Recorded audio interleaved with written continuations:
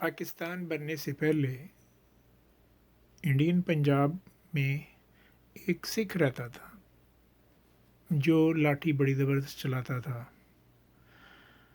تو وہ اتنا اس کو مہارت تھی کہ اگر اس کے 4-5 آدمی لڑنے کے لیے آ گئے ہیں اور ان کے پاس لاٹھی ہیں تو یہ اتنا تیز تھا کہ ان سب کے وار روکتا تھا اور جس کو چاہتا تھا یہ ہٹ کر دیتا تھا. اس سکھ کی دشمنی بھی تھی کسی کے ساتھ.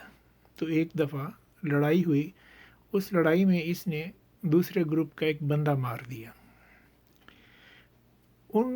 اس گروپ نے یہ کہا کہ اب ہم اس کا بدلہ لیں گے. تو یہ سکھ جو تھا یہ بڑا محتاط ہو گیا. اکیلا کہیں نہیں جاتا تھا. ساتھ 2-3 آدمی ضرور ہوتے تھے اس کے. لیکن ایک دن کیا ہوا، اس کو بہت ضروری کام پڑ گیا اور اتفاق سے اس کے آس پاس کوئی آدمی بھی نہیں تھا. تو یہ اکیلا ہی چل پڑا. دشمن پارٹی کو پتہ لگا تو انہوں نے اس کو گھیر لیا اور اس کو پکڑ کے لے گئے.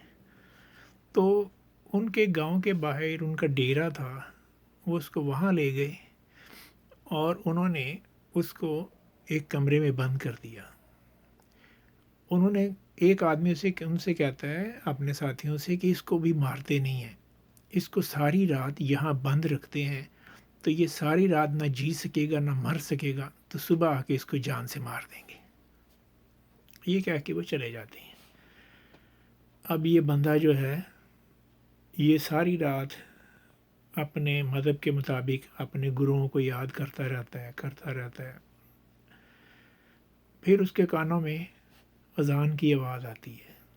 تو یہ کہتا ہے میں نے اپنے گرو تو آزما لیے ہیں، اب مسلمانوں کے رب کو پکارتا ہوں.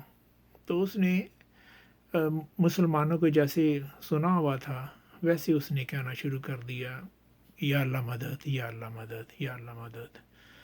اور وہ کہتا رہا. پھر ایسا ہوا کہ اس نے سنا جیسے کوئی آ کے باہر سے کنڈی کھول رہا ہے.